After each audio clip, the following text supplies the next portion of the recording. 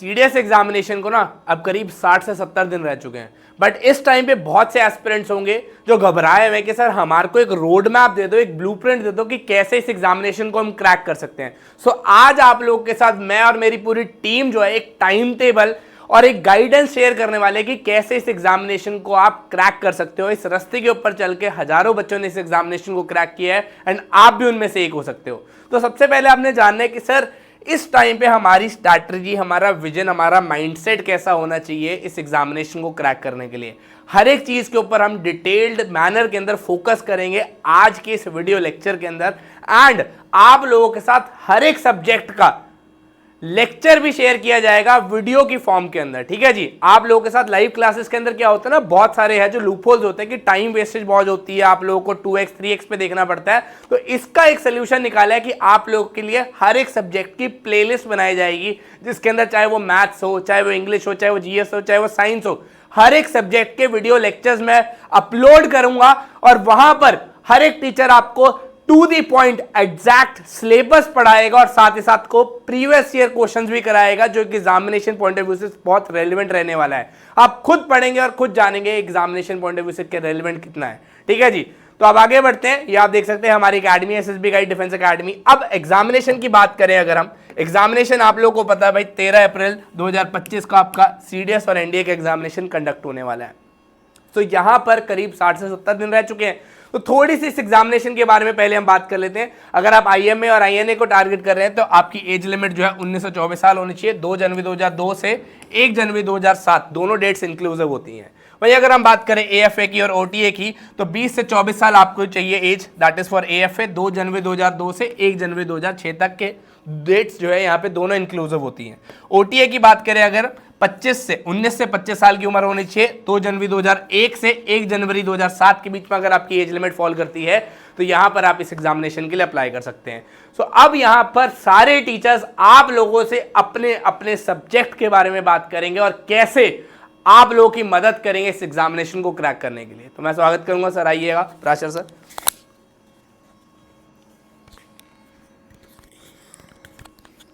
Thank you so much sir. तो sir ने आपको बता ही दिया है टाइम टेबल के लिए जो पूरी टीम है एसएसबी गाइड की, वो भाई आप लोगों के साथ में यहाँ पे जुड़ने वाली है और बहुत ही जल्दी सभी लोग अपने अपने जो सब्जेक्ट्स हैं उनको भी रिवील करेंगे कि हम लोग कौन से दिन कौन से टाइम पर क्या क्या आपको पढ़ाने वाले हैं। तो सबसे पहले आप लोगों ने देखा होगा कि भाई जो भी स्टूडेंट्स हैं उनको 2 चीज़ें बहुत इंपॉर्टेंट हैं समझना, कि अगर आप पहली बार एग्जामिनेशन में बैठने वाले हो तो ये देख लो भाई कि कौन सी ब्रांच में क्या एज क्राइटेरिया रहता है, ये सर ने आपको बता दिया। अब अगर ओटीए की स्पेशली हम बात करें तो इंग्लिश के 120 क्वेश्चंस रहते हैं, नेगेटिव मार्किंग भी रहेगी और वो डिपेंड करता है उसी पर कि आप कौन से पार्ट में कितने नंबर है आपके, उसी पर बेस्ड 1/3 नेगेटिव मार्किंग आती है।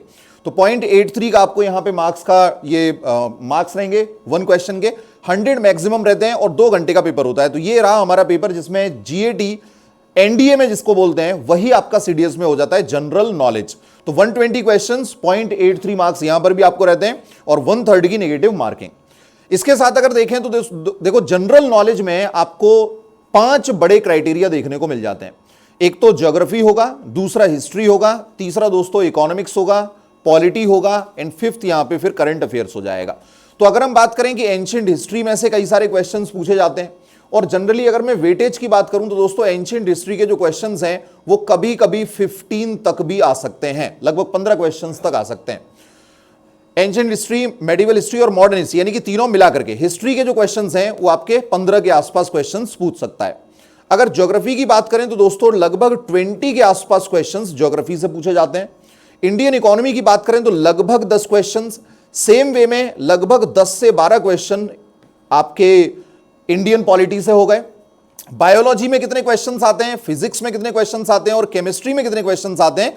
करंट अफेयर में दोस्तों कभी कभी 20 से लेकर के 25 तक क्वेश्चंस यहां पे देखने को मिल जाते हैं और डिफेंस जीके के भी 4 to 5 क्वेश्चंस आपको मिलेंगे। तो साइंस वाले सर आपके साथ में कनेक्ट करेंगे और वो यहां पे आपको बता देंगे कि भाई कितने क्वेश्चंस यहां पर आते हैं। तो मैं इन्वाइट करूंगा सर को, सर आपको गाइड करेंगे कि कितने बायोलॉजी के क्वेश्चंस हैं, कितने फिजिक्स के क्वेश्चंस हैं और कितने केमिस्ट्री के क्वेश्चंस हैं, जिनका वेटेज और कैसे प्रिपरेशन हम लोग उसकी कराने वाले हैं। चलो एक बार थोड़ा सा हम लोग और आगे चलते हैं और ये देख लेते हैं कि जो प्रिपरेशन है इंग्लिश में कैसे रहेगी। तो मैं सर से रिक्वेस्ट करूंगा, ऋषभ सर से। ऋषभ सर आपको इंग्लिश पढ़ाने वाले हैं दोस्तों इस पूरे आपके 60 डेज के प्लान के दौरान, तो वो आपके साथ में जुड़ेंगे अभी और वो आपको गाइड करने वाले हैं कि भाई कितने कितने क्वेश्चन इन फील्ड से आते रहते हैं। आइए सर।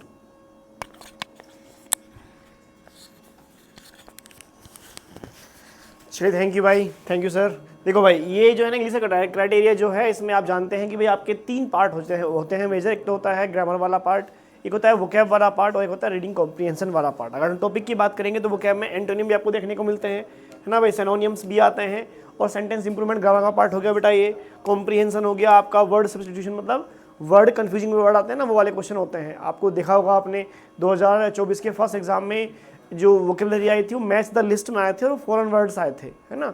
और सेकंड वाले एग्जाम में भी क्वेश्चन आए थे मैच द लिस्ट वाले, लेकिन वो क्वेश्चन जीके के थे देखा जाए तो, लेकिन वो इंग्लिश के थ्रू पूछे गए थे कि बताइए इन एनिमल्स की साउंड क्या होती है, इनके होम्स या प्लेसेस क्या होते हैं, वो वाले वर्ड्स, है ना। तो उन वर्ड्स को हम यहाँ रखेंगे वर्ड सब्स्टिट्यूशन में।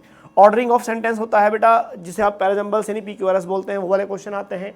स्पोर्टिंग एरर वाले हो गए, सेलेक्टिंग वर्ड वाले, मतलब फिलअप्स हो गए, सेंटेंस रीअरेंजमेंट, दोनों टॉपिक एक ही होते हैं ये, है ना भाई। क्लोज टेस्ट आपके एग्जाम में हर बार आता है, एक पैसेज होता है उसके अंदर फिलअप्स होते हैं, वो करना होता है आप लोगों को। और एक होता है रीडिंग कॉम्प्रिहेंशन। इसमें देखो एक बात ध्यान रखना बेटा, आपका जो वेटेज है लगभग, अगर मैं वोकैब की बात करूँ, देखो 3 मेजर पार्ट होते हैं, वोकैब का हो गया, ग्रामर का हो गया और आपका RC हो गया। अगर हम बात करें वेटेज की तो वोकैब ये मान लीजिए 40% जो क्वेश्चन है ना, ये मान लो 40 से 50 क्वेश्चन वोकैब के होंगे आपके, है ना भाई। और 40% जो रेशियो होता है वो होता है ग्रामर का।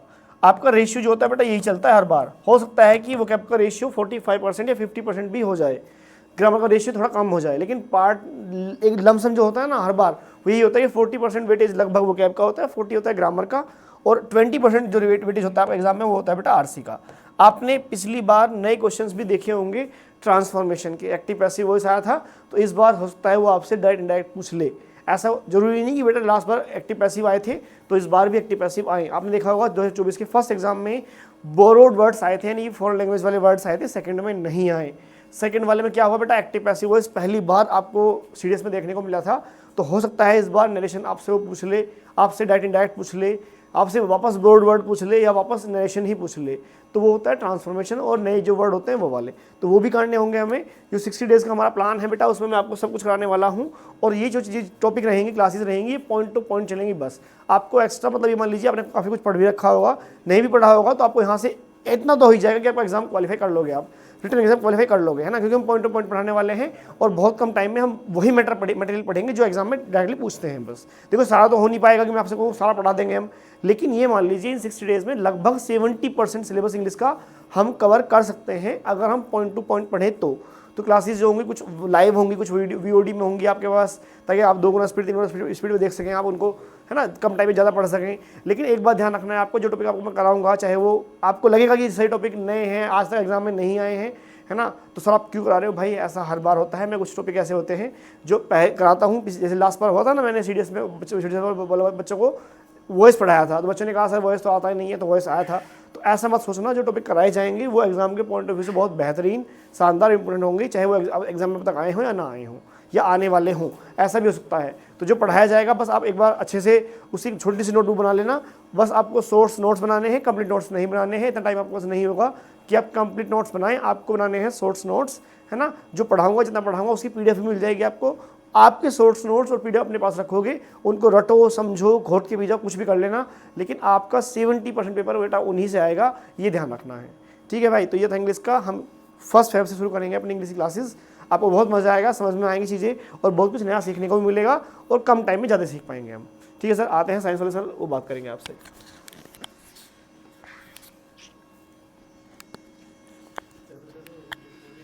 Thank you so much sir.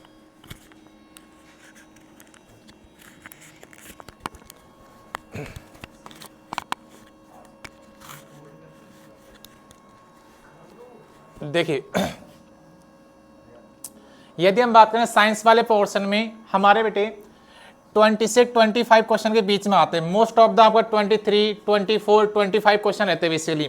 यदि यहाँ पे बात करें, basically most of the portion आपका आता है साइंस वाले से, किसमें, आपका बायोलॉजी में, ठीक है। कुछ आपके क्या होते हैं बेसिक टॉपिक होते हैं, जैसे हम बात करें यहाँ पे रेडियो एक्टिविटी टॉपिक हो गया, थर्मोडायनेमिक्स हो गया, तो उस टॉपिक को कभी तो हम फिजिक्स में कंसिडर कर लेते हैं, कभी उसको हम केमिस्ट्री में कंसिडर कर लेते हैं।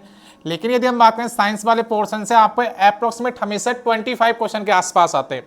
तो यहाँ पे हम चीज़ों को किस तरह डील करेंगे, फर्स्ट ऑफ ऑल मैं आपको बता दूं, क्लास आपकी स्टार्ट हो रही है कहाँ से, 1 फरवरी से। क्लास किस तरह होगी आपकी, डेली 1-1 घंटे क्लास रहेगी साइंस वाले पोर्शन में। कैसे मीन्स, मान लो आपका आज यदि मान लो पहले हम क्या करेंगे, पहले हम पूरी बायोलॉजी कंप्लीट करेंगे, फिर हम क्या करेंगे, पूरी फिजिक्स कंप्लीट करेंगे। बायोलॉजी और फिजिक्स आपके साथ डिस्कस करूंगा मैं, और केमिस्ट्री आपको पढ़ाएंगे नेहा में, ठीक है जी। क्लासेस का ड्यूरेशन आपका रहेगा अप्रोक्सीमेट 1 आवर का, और उसमें केवल वही कराए जाएंगे जो आपके लिए इंपॉर्टेंट टॉपिक है।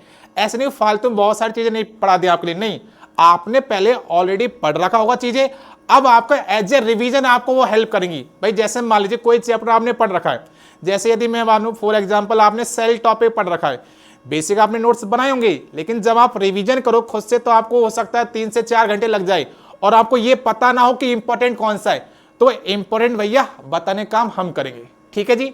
तो वही चीज आपके लिए बहुत ही इंपॉर्टेंट रहेगी, और आपको साथ साथ में पीवाईक्यू भी ऐड करेंगे। आपको बताया भी जाएगा कि पीवाईक्यू यहाँ से बनते हैं, और पीवाईक्यू की लैंग्वेज क्या होती है। दिक्कत कहाँ पे होती है, कॉन्सेप्ट आप पढ़ लेते हो, लेकिन लैंग्वेज में कुछ तरह से आपको ट्विस्ट किया जाता है, वो लैंग्वेज भी आपको पता है किस किस तरह से क्वेश्चन आपका पूछ सकता है, ठीक है, कि एग्जामिनर का माइंडसेट क्या होता है, वो चीज आपको बताई जाएगी। तो आपको डेली वीडियो देखनी है, ये नहीं करना कि एक दिन वीडियो देख ली फिर कल नहीं देखनी, नहीं, आपको कंटिन्यू रहना है, अपनी कंटिन्यूटी बना के चलनी है, तभी आप सिलेक्शन तक पहुंच पाओगे। तो पहले क्या होगा, हमारा मोटिव ये पूरी टीम का कि पहले आपको रिवीजन करवा जाए, उसके बाद में फिर हेल्थ में तो आपकी फिर क्लासेस होंगी, फिर पीवाईक्यू होंगे, एमसीक्यू होंगे। अभी हमारा मेन फोकस है कि आपकी थ्योरी कंप्लीट करवा दी जाए अच्छी तरीके से, ठीक है जी, डन है मामला, बिल्कुल। तो नेक्स्ट मैं सनी सर को प्रोवाइड कराता हूं कि आपको और इंफॉर्मेशन दे, आपके लिए और चीजें बेहतरीन क्या क्या की जाती है। Thank you sir, thank you so much. जय हिंद दोस्तों, क्या हाल है सभी के।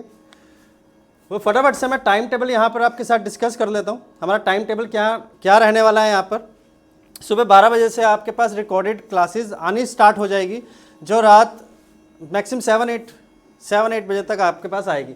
तो स्टार्ट मैं ही करूँगा करंट अफेयर्स के साथ। हर रोज़ जो वीडियो आएगी करंट अफेयर्स के साथ आएगी आपकी। 30 मिनट्स का लेक्चर होगा। अगस्त करंट अफेयर्स से हम लोग स्टार्ट करेंगे। अगस्त के करंट अफेयर पार्ट्स में आएंगे आपके पास। मैं कोशिश करूंगा कि 2 पार्ट्स में कवर करूं। 1 मंथ के करंट अफेयर, जैसे कि अगस्त के 2 पार्ट, सितंबर के 2 पार्ट, अक्टूबर के 2 पार्ट, ऐसे। और करंट अफेयर्स अपने आप में एक बहुत ही वाइड स्कोप के साथ आते हैं। पब्लिक सेक्टर है, सोशल सर्विसेज है, कॉन्स्टिट्यूशन है, ज्योग्राफी है, इन सभी चीज़ों को हम लोग कवर करेंगे करंट अफेयर्स में। फिर प्राशर सर ज्योग्राफी के साथ मिलेंगे आपको शाम 4 बजे। फिर ऋषभ सर 6 बजे इंग्लिश में। दोबारा से मैं आपके साथ 7 बजे मिलूंगा पॉलिटी क्लास में। अगेन बायो एंड फिजिक्स की क्लास, जैसे अमित सर ने आपको बताया, एंड केमिस्ट्री के लिए नेहा मैम। ये रहेगा यहाँ पर time table. And I like to request the fellow members to come. And finally आप लोग बोलें एक बार कुछ बातें, और इसके साथ हम क्लास को यहाँ पर इस वीडियो को ख़त्म करेंगे और आपसे मिलेंगे 1 फरवरी में। टेलीग्राम चैनल का लिंक आपको कंटेंट बॉक्स में दे दिया गया है, डिस्क्रिप्शन बॉक्स में, सॉरी, और उसको आप ज्वाइन कर लीजिए। यहाँ पर आपके साथ PDF शेयर की जाएगी। लीजिए सर, बताइए बच्चों को थोड़ा सा कुछ और। ठीक है, तो जनरली यही है, बस केवल आपको ध्यान रखना है कि अपना जो कंटिन्यूटी है वो बना के रखें। और जैसे एक सब्जेक्ट आपका कंप्लीट हो जाएगा तो उसके बाद में हम लोग यहाँ पे फिर अपनी दूसरे सब्जेक्ट को भी स्टार्ट कर देंगे, हिस्ट्री को भी। सनी सर यहाँ पे हमारे साथ में जुड़ेंगे, तो पॉलिटी है, पॉलिटी के साथ साथ जैसे एक सब्जेक्ट कंप्लीट होगा तो इकोनॉमिक्स को भी हम लोग फिर उसके साथ कनेक्ट करेंगे। तो ये आप लोगों को टाइम टेबल हम लोगों ने बता दिया कि भाई ये टाइम टेबल आपका रहने वाला है। क्लास में हम क्या करवाने वाले हैं, तो एक तो थ्योरी क्लास के अंदर आपको करवाई जाएगी, और जो थ्योरी है फॉर एग्जांपल 100% यहाँ पे अगर मान लो सिलेबस है, या 100% फॉर एग्जांपल आपके टोटल नोट्स हैं, तो उसमें से हम लोग 70% को ही कवर करके चलेंगे। उन 30% को छोड़ देंगे जिनमें से 5 to 10% क्वेश्चन आने के चांसेस रहते हैं। तो आपको ये ध्यान रखना है कि कुछ चीज़ें छोड़ना बहुत इंपॉर्टेंट होता है। आप पढ़ तो सब कुछ रहे हो, लेकिन कुछ चीज़ें अगर छोड़ दोगे जिनमें से आने के चांसेस कम है, तो आपका बहुत सारा टाइम और बहुत सारा आपका जो हार्ड वर्क है वो दोस्तों बच जाएगा। तो 1 Feb ऑनवर्ड्स यहाँ पे हमारी क्लासेस जो है वो स्टार्ट होंगी। PYQs भी इसके अंदर इंक्लूड रहेंगे। पहले हम लोग एक टॉपिक के आपको जो डिटेल्स हैं उस टॉपिक की जो थ्योरी है वो कंप्लीट कराएंगे, और फिर उसके बाद में उसके जो PYQs होंगे वो भी कराने वाले हैं। तो क्लास का पैटर्न और प्लानिंग क्या थी ये आप लोगों को क्लियर हो ही गया है। साथ ही साथ टाइम टेबल की अगर बात करें तो पूरे 60 डेज का क्या रहने वाला है ये हमने यहाँ पर आप लोगों के साथ में शेयर कर दिया कि ये आपकी क्लासेस का टाइम रहेगा। 12 बजे, उसके बाद 4 बजे, उसके बाद में 6 बजे, then 7, then 9 and then 10 PM पे। तो ये दोस्तों सारी क्लासेस हैं। अगर मैं बात करूं लास्ट ईयर की कट ऑफ की, तो कट ऑफ को देख के थोड़ा सा एक आइडिया हो जाता है कि हम लोग किस एग्जाम की प्रिपरेशन कर रहे हैं और किस लेवल तक हमें तैयारी करनी है, कितने हमें मार्क्स लेके ही आने हैं। तो CDS 2023 में अगर मैं बात करूं तो दोस्तों 127 और 132 ये रहे हैं CDS 1 और 2 में IMA के लिए। INA की बात करें तो 110, 122। इसी प्रकार AFA की बात करें अगर तो 136 और 142। सेम वे में OTA में मैन एंड विमेन, तो मैन में और विमेन में दोनों यहां पर सेम रहे हैं CDS 2 के लिए, और CDS 1 2023 के लिए भी दोस्तों यहां पे बिल्कुल सेम रहे। तो ये कहीं ना कहीं आप जो प्रिपरेशन कर रहे हो उसमें एक आइडिया लेना पड़ता है ना कि किस एग्जाम की प्रिपरेशन है और किस तरह की कट ऑफ जा रही है, तो क्या आपको डिमांड्स पूरा करने के लिए पढ़ना है। तो आप लोग जानते हैं कि अगर किसी को SSB की भी प्रिपरेशन करनी है, पूरी हमारी SSB की जो गाइडेंस प्रोग्राम रहता है SSB गाइड डिफेंस एकेडमी का, उसके अंदर ये सारे बच्चे हैं जो प्रिपरेशन कर चुके हैं और लगातार बच्चों के सिलेक्शंस जो हैं वो होते जा रहे हैं। आप लोग देखते होंगे हमारे टेलीग्राम पर भी, यूट्यूब पर भी, इसके अलावा आप पोस्ट देखते रहते हैं फेसबुक, इंस्टाग्राम पे, जहां जो भी बच्चे सेलेक्ट हो रहे हैं फाइनली उनके सिलेक्शन के फोटोज वहां पे शेयर होते रहते हैं। तो आप भी जुड़ सकते हैं इसमें। अगर SSB प्रोसीजर की बात करूं तो दोस्तों 5 डेज का एक जनरल प्रोसीजर रहता है, जिसमें फर्स्ट डे जिसको हम लोग स्क्रीनिंग कहते हैं OIR एंड PPDT टेस्ट इसके अंदर होगा, फिर साइकोलॉजी टेस्ट, फिर ग्रुप टास्क यहां पे स्टार्ट हो जाते हैं, देन फाइनली फिर कॉन्फ्रेंस राउंड होता है। जनरली यहां पे आपको मेरिट बेस्ड रहेगा और फिर यहां से आपको मार्क्स मिलने स्टार्ट हो जाते हैं। ये मेरिट बेस्ड रहता है और जिस टीम के मेंबर हो आप या जिस दिन आप जहां SSB देने के लिए गए हो, अगर वहां स्मार्ट ग्रुप है तो ऑब्वियस सी बात है कि कट ऑफ थोड़ी सी हाई चली जाती है, नंबर इसके कोई भी ऐड नहीं होते हैं। तो ये दोस्तों हमारी एकेडमी है। अगर आप ऑफलाइन भी हमारे साथ जुड़ना चाहते हैं तो अंबाला में हमारे साथ आप ऑफलाइन जुड़ सकते हैं। अंबाला ये लोकेशन है हरियाणा के अंदर, आपने ऑब्वियस सी बात सुना होगा, अंबाला कैंट डिफेंस का ही एक सिटी है ये, और ये हमारा SSB गाइड डिफेंस एकेडमी है। और आप देख सकते हैं कि सिलेक्शंस लगातार जारी हैं, सिलेक्शंस लगातार होते रहेंगे और आप भी इन सिलेक्शंस को, अगर इन सिलेक्शंस में जुड़ना चाहते हैं, अगर आप ऑफलाइन सेंटर तक नहीं पहुंच पा रहे हैं तो आप हमारे ऑनलाइन सेगमेंट में दोस्तों ऐड हो सकते हैं, जहां पर आपको 12 PM से क्लासेस स्टार्ट होंगी और रात में 11 PM तक ये क्लासेस दोस्तों आपको मिलने वाली हैं। तो अगर कोई भी प्रिपरेशन कर रहा है तो वो ये जरूर ध्यान रखे कि अपने टाइम टेबल को और कंटिन्यूटी को दोस्तों बिल्कुल भी गैप नहीं देना है, लगातार बना के रखना है। मिलते हैं फिर दोस्तों इसी के साथ में नेक्स्ट किसी दूसरी वीडियो के अंदर, और क्लासेस 1 फेब से आप लोगों की स्टार्ट हो जाएंगी। 1 फेब से आप लोग लगातार हमारे साथ में एक पर्टिकुलर टाइम टेबल पे जुड़े रहिएगा। जय हिंद, ट्यून अप रहिए, फिर मिलते हैं नेक्स्ट सेशन में।